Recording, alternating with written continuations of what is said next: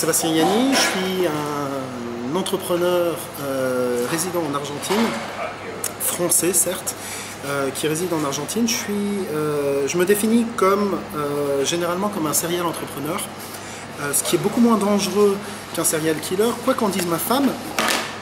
Mais globalement, voilà, je suis dans un certain nombre d'entreprises. Certaines d'entre elles j'ai créées, d'autres sur lesquelles je me suis ajouté. Dans les grandes lignes, mon parcours est assez, on va dire, classique dans un certain côté et différent de l'autre. Premièrement, j'ai fait une petite école de province, à Chambéry pour ne pas la citer, dans laquelle j'ai découvert la création d'entreprises, puisque ça fait partie du cursus habituel au sein de l'ESC Chambéry.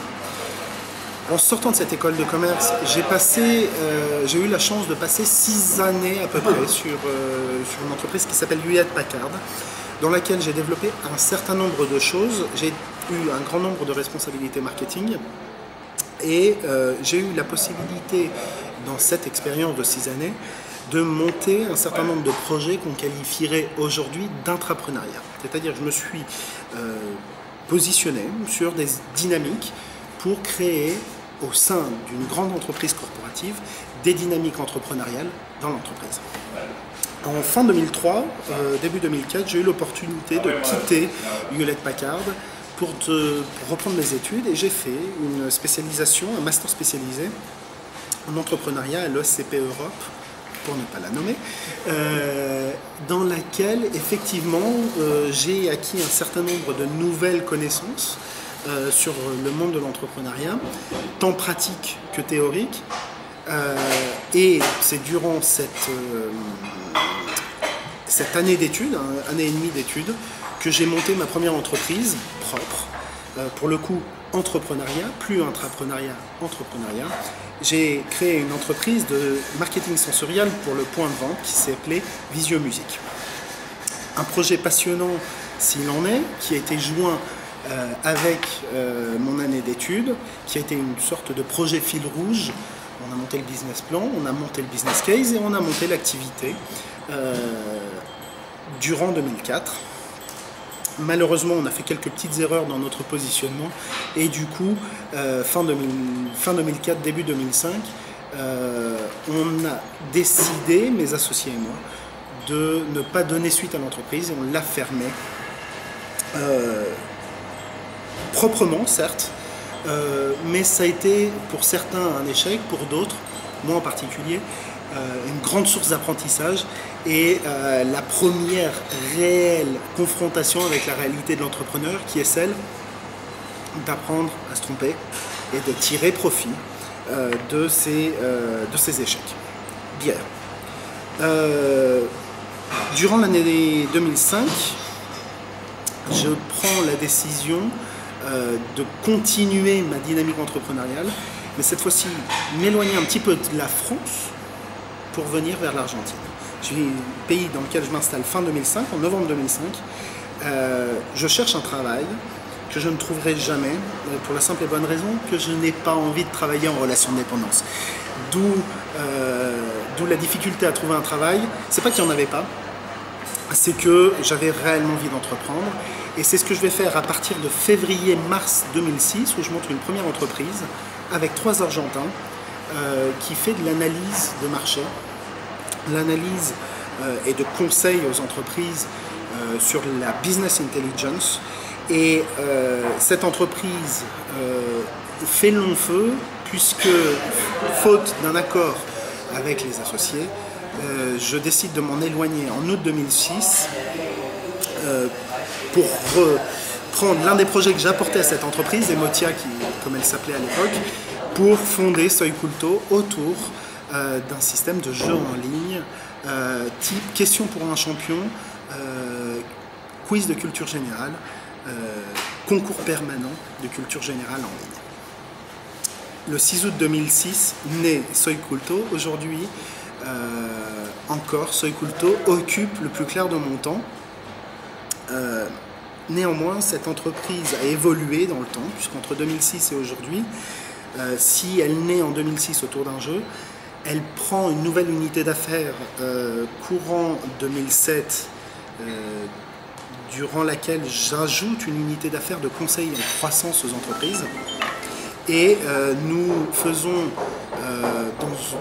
dans ce cadre-là, nous apportons aux entreprises une dynamique entrepreneuriale pour créer des dynamiques de croissance en nous appuyant principalement sur le marketing digital. Donc courant 2007, cette unité d'affaires apparaît et c'est cette unité d'affaires qui prend le dessus et fait que le jeu tend à disparaître, non pas par techniquement, mais qu'on n'a plus le temps de s'en occuper. On a beaucoup de croissance sur la partie conseil en ligne et ce jeu donc passe en mode veille jusqu'à octobre 2010 où je décide avec deux nouveaux associés de revitaliser le jeu, de faire un spin-off de Soy Culto, de l'extraire de Soy Culto pour créer une nouvelle entreprise, puisqu'une seule ne me suffisait pas. J'ai créé Kwambi. Kwambi est né avec l'ambition de mettre en avant ce jeu, de le revitaliser comme une entreprise de serious and social gaming, pour ne pas le nommer. Et donc, depuis octobre 2010, nous avons mis en avant cette entreprise autour du jeu. Donc, Soy Culto occupe une grande partie de mes journées, Kwambi une grande partie de mes fins d'après-midi. Et puisque je m'ennuie avec seulement deux entreprises, j'ai décidé de prendre la responsabilité de notre entreprise partenaire au sein de Soy Culto, Web 724, une sorte de SS2I à l'Argentine, où j'ai pris la responsabilité de la direction marketing et du développement des affaires. Et ça, autant vous dire que c'est assez challenging dans un environnement comme celui de l'Argentine. Et parmi les clients que nous avons au sein de Web 724 et Soy Culto, nous avons des équipes d'entrepreneurs que nous assistons dans le développement des entreprises. Et l'un des projets que nous avons monté avec Web 724, Soy Culto et un autre client, c'est une entreprise qui s'appelle elegiseguro.com, qui est une entreprise qui s'occupe de mettre en comparaison des assurances. Nous avons pris l'idée de notre client, nous l'avons fait mûrir pour que ça devienne un projet et nous l'avons accompagné pour que ce projet se transforme en une activité qui aujourd'hui a été lancée et qui est appelée, nous l'espérons, à exploser. Voilà. Sébastien Yanni donc, a 4 activités principales. Au-delà de ça, il a une femme merveilleuse et un enfant d'1 an. Ce qui fait que je ne m'ennuie pas, je fais pas mal de choses. L'entrepreneuriat est un peu dans les veines de tous les projets sur lesquels je suis incorporé et que je porte.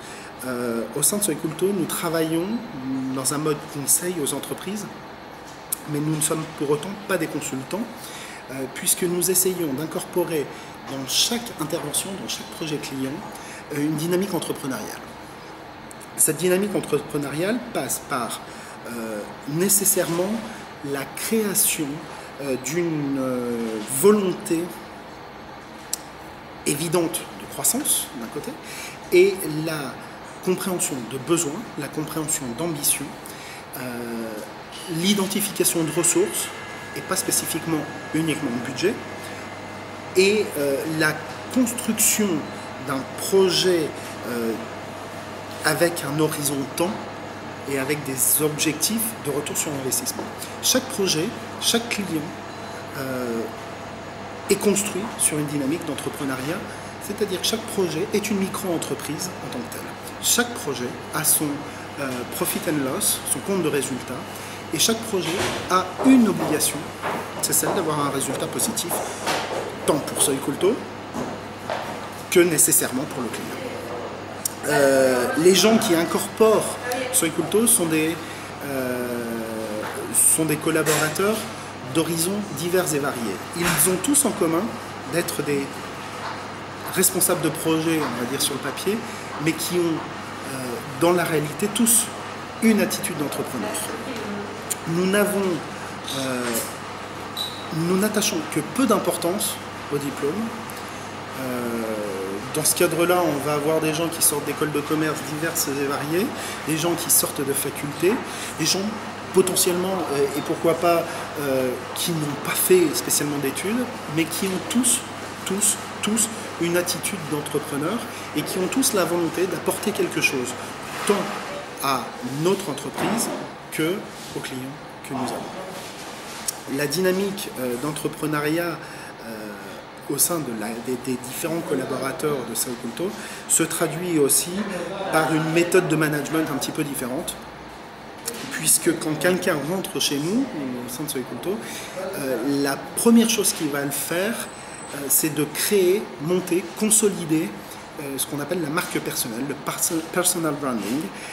Et l'idée, c'est que chaque personne qui incorpore Soi Culto se développe autour d'un talent.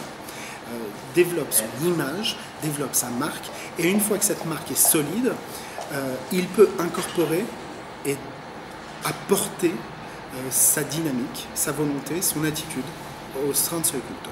Soi Culto est ainsi une sorte de pépinière de talent, et que chaque personne qui participe à la croissance de Soi Culto est un entrepreneur en puissance, tant pour nos clients que pour lui, que pour ses futurs projets. Voilà un petit peu notre attitude, notre présentation. Je pourrais vous parler des heures de Soi Culto, de Kwambi, de Web 724 ou même encore de lericegulo.com.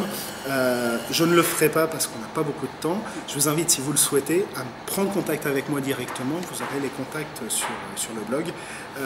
Ça sera toujours un très grand plaisir que de partager mes expériences, mes succès, s'il y en a, et mes échecs, et ça il y en a, avec chacun d'entre vous. Donner un message à un futur entrepreneur, ça va être impossible. Je peux vous donner des dizaines de messages. Je vais essayer de me restreindre à quelques-uns. Le premier d'entre eux, lancez-vous. Lancez-vous, ça veut dire le pire ennemi de l'entrepreneur, c'est la procrastination. Être un rêveur ne vous apportera jamais de succès. Lancez-vous. Mettez en avant une dynamique. Testez-vous, testez le marché, et à partir de là, vous adoptez une attitude d'entrepreneur. Sachez ensuite bien vous connaître. Un entrepreneur qui ne se connaît pas aura toutes les difficultés demain à se vendre, à vendre son idée, ses idées, et à convaincre et à inspirer confiance auprès de clients, collaborateurs, investisseurs, associés, banquiers, quels qu'ils soient. Un troisième message, c'est ayez l'attitude adéquate. Une attitude d'entrepreneur, c'est un esprit ouvert. Regardez, écoutez, sachez comprendre, parlez moins, écoutez plus, intégrez, imaginez, formalisez un peu tout ce que vous absorbez et sachez le rendre à toute personne potentiellement intéressée. Il est crucial aujourd'hui de penser l'entrepreneur comme une personne qui a des compétences techniques, on va dire ce que j'appelle des compétences hard, des gens qui savent faire du marketing, des gens qui savent faire des choses technologiques, des gens qui connaissent un petit peu de finance. Mais celui qui a réellement, à mon sens, du succès, c'est celui qui a des compétences soft, celui qui est capable de mettre en avant cet esprit, cette curiosité, cet esprit d'ouverture, d'aller au-devant des gens. Même s'il est timide, il doit essayer de s'exposer. Et c'est un grand timide qui vous parle, quoi que vous en pensiez. Donc, l'attitude est nécessaire. Un dernier petit conseil ou une petite expérience, la générosité, c'est quelque chose qui va vous apporter énormément. La générosité, par quoi ça va se traduire? On a dans tous les écrits, enfin dans beaucoup d'écrits sur le networking, il y a une dynamique façon karma qui s'appelle The Giver's Gain. Celui qui donne, gagne. Et bien dans votre dynamique de networking, que vous allez nécessairement faire en étant entrepreneur, n'hésitez pas à donner. N'hésitez pas à offrir gratuitement votre temps, votre expérience, vos savoir-faire, parce que nécessairement, ça va vous revenir dessus. Vraisemblablement pas directement, mais croyez-moi, si vous offrez à vos amis, à vos connaissances, à votre réseau, un certain nombre de choses, les gens vont se souvenir de vous et le moment venu, ils vous rendront ce que vous avez offert, soit directement, soit indirectement. C'est par ce biais-là que Soy Culto, l'entreprise que je défends, que Sébastien Yanni, moi, avons pu croître et pouvons aujourd'hui dire on vit bien de l'activité qu'on a créée au sein de Soy Culto, au sein de Coin de Vie, et des différents projets sur lesquels je me suis mis sur les dernières années. Voilà, j'aurais bien d'autres conseils, mais là encore, comme je vous dis, n'hésitez pas à prendre contact avec moi. Le Giver's Gain, je l'applique à toute personne qui veut bien me contacter. Ça sera avec grand plaisir que je partagerai les quelques petites expériences que j'ai à vous proposer. Voilà.